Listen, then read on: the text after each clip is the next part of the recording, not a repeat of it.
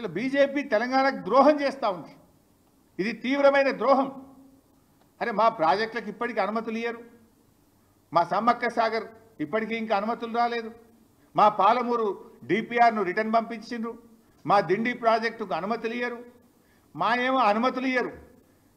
పక్క రాష్ట్రానికి అనుమతులు లేకుండా నిధుల వర్షాన్ని కురిపిస్తున్నారు, కనక వర్షాన్ని కురిపిస్తున్నారు. ఏ అనుమతులు లేకున్నా కూడా నిధులు ఇస్తాం, ప్రాజెక్టులు కట్టండి అంటున్నారు. ఇది ఎక్కడి నీతి? మరి ఈ రాష్ట్రం నుంచి బీజేపీకి ప్రాతినిధ్యం వహిస్తున్న వాళ్ళకు బాధ్యత లేదా అని చెప్పి నేను అడుగుతా ఉన్నా. ఈరోజు కిషన్ రెడ్డి గారు చొరవ చూపాలి. అవసరమైతే మీరే ఆపండి, లేదంటే అఖిలపక్షాన్ని తీసుకుపోయినా సరే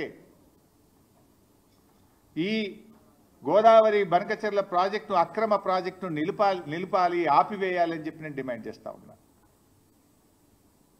లేదంటే మేమందరం ఢిల్లీకి వచ్చి సిడబ్ల్యూసి కార్యాలయం ముందు బీఆర్ఎస్ పార్టీ ఆధ్వర్యంలో ధర్నా నిర్వహిస్తాం.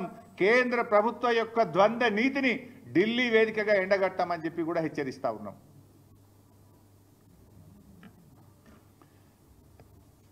ఇవాళ కేసీఆర్ గారు చాలా ముందు చూపుతాం.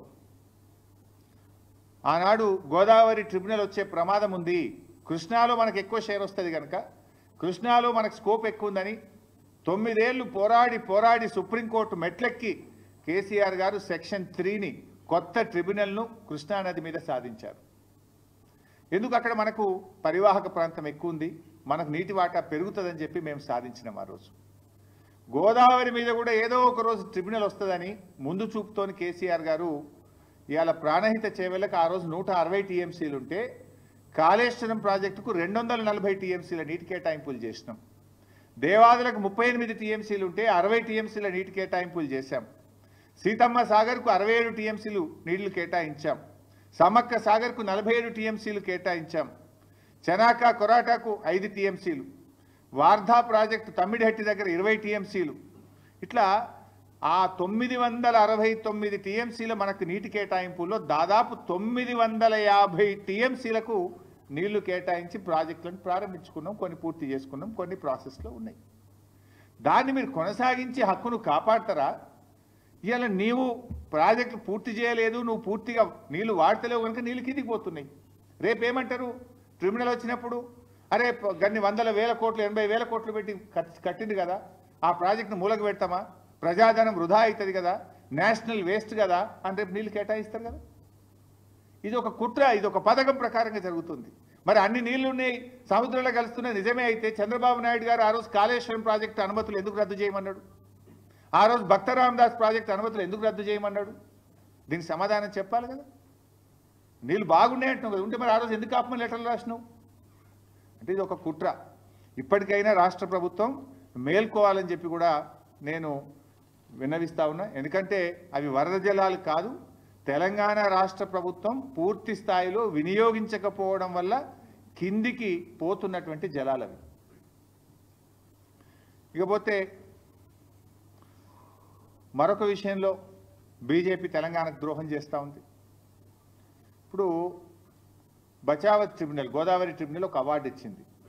పోలవరం ద్వారా 80 టీఎంసీల నీళ్లను మళ్లించినట్టయితే, ఏది కృష్ణా పరివాహక ప్రాంతానికి మళ్లించినట్టయితే ఆ 80 టీఎంసీలు పైన ఎగువన ఉన్న రాష్ట్రాలకు చెందుతాయి అని స్పష్టంగా బచావత్ అవార్డు ఇచ్చింది. బచావత్ అవార్డు అనేది భగవద్గీత ఈ దేశంలో, అది సుప్రీంకోర్టు కూడా దాంట్లో ఇంటర్ఫియర్ కాదు, అది భగవద్గీత లాంటిది. ఆ బచావత్ అవార్డు ఏం చెప్పిందంటే ఆ 80 టీఎంసీల్లో తెలంగాణకు 45 టీఎంసీలు, అదేవిధంగా కర్ణాటకకు 25 టీఎంసీలు, మహారాష్ట్రకు 14 టీఎంసీలు అని చెప్పింది. ఆ బచావత్ అవార్డు ప్రకారం కర్ణాటక అప్లై చేసింది సిడబ్ల్యూసికి. ఇక వాళ్ళు ఆంధ్రప్రదేశ్ వాళ్ళు పట్టిసీమ పెట్టి నీళ్లు డైవర్ట్ చేసిండ్రు, మాకు 25 టీఎంసీలు ఇవ్వండి అంటే అప్పర్ భద్రా ప్రాజెక్టుకు 25 టీఎంసీలు కేటాయిస్తూ ఢిల్లీ వాళ్ళు సిడబ్ల్యూసి అనుమతి ఇచ్చేసింది. అదేవిధంగా మహారాష్ట్ర వాళ్ళు కూడా ఈ 14 టీఎంసీలు మాకు చెందుతాయి, బచావత్ అవార్డు ఇచ్చింది.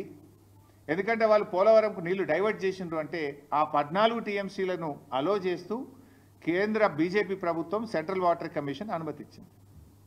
అదే పద్ధతిలో తెలంగాణ మనం 45 టీఎంసీలు మాకు దక్కుతాయి, ఓ బచావత్ అవార్డు ఇచ్చింది. ఈ 45 టీఎంసీలు మేము పాలమూరు ఎత్తిపోతల పథకానికి కేటాయించుకుంటున్నాము, దీనికి అనుమతి ఇవ్వండి అంటే డిపిఆర్ వాపసు పంపుతారు. అంటే ఒక అవార్డులో 3 రాష్ట్రాలకు కేటాయించారు. 45 తెలంగాణకు, కర్ణాటకకు 25, మహారాష్ట్రకు 14. కర్ణాటక 25 ఒప్పుకుంటావు, మహారాష్ట్ర 14 ఒప్పుకుంటావు, తెలంగాణ 45 ఎందుకు ఒప్పుకోవు? ఇది బీజేపీకి తెలంగాణ పట్ల ఉన్న వివక్షకు నిదర్శనం, కుట్రకు నిదర్శనం, కక్షకు నిదర్శనం.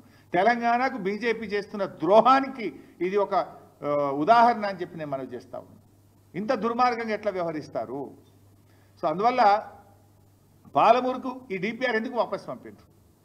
అదే బచావత్ ఇంకో మాట చెప్పింది, 90 టీఎంసీల కంటే ఎక్కువ తీసుకుపోయినా కూడా ఇదే నిష్పత్తిలో పై రాష్ట్రాలకు ఈ నీటి వాటాలు కృష్ణానదిలో కేటాయించాలి అని చెప్పిండు. ఇప్పుడు 200 టీఎంసీలు తీసుకుపోతా అంటుడు చంద్రబాబు గారు. 200 తీసుకపోతే బచావత్ ట్రిబ్యునల్ అవార్డు ప్రకారం ఏది 45-21-14 కదా రేషియో. 45 తెలంగాణ, 21 కర్ణాటక, 14 మహారాష్ట్ర. ఆ రేషియో ప్రకారంగా తెలంగాణకు ఎంత రావాలి? 112 టీఎంసీలు రావాలి. ఇప్పుడు కృష్ణాలో ఇంకో 112 అదనంగా రావాలి. 112 ఇవి పాతై 45 కలిపితే ఎంత అవుతుంది? 147 టీఎంసీలు అవుతుంది. మన దిండికి నికర జలాలు ఇవ్వచ్చు, మన పాలమూరుకు నికర జలాలు ఇవ్వచ్చు, మన కల్వకుర్తికి కూడా నికర జలాలు కేటాయించుకోవచ్చు. మరి ఇది ఎందుకు అడగడు రేవంత్ రెడ్డి? అడగడు ఎందుకు? ప్రశ్నించడం ఎందుకు? ఆ రోజు వెనకట మీ అందరు మీరు కూడా సాక్ష్యం. ఆనాడు పోతిరెడ్డిపాడు పొక్క పెద్దగా చేసి పోరాడింది బీఆర్ఎస్, పోరాడింది ఒక్కడు పీజేఆర్. ఇదే ఉత్తమ్ గిత్తం వీళ్ళంతా పెదవులు మూసుకున్నారు మంత్రులుగా ఉండి. ఆ రోజు పోతిరెడ్డిపాడు పొక్క పెద్దగా చేసి కృష్ణా జలాలను రాయలసీమకు తరలించకపోతుంటే హారతులు పట్టింది కాంగ్రెస్ నాయకులే. ఇవాళ గోదావరి జలాలను అక్రమంగా ఆంధ్రప్రదేశ్ తరలించకపోతుంటే హారతులు పడుతున్నది ఈనాటి ముఖ్యమంత్రి రేవంత్ రెడ్డి గారు.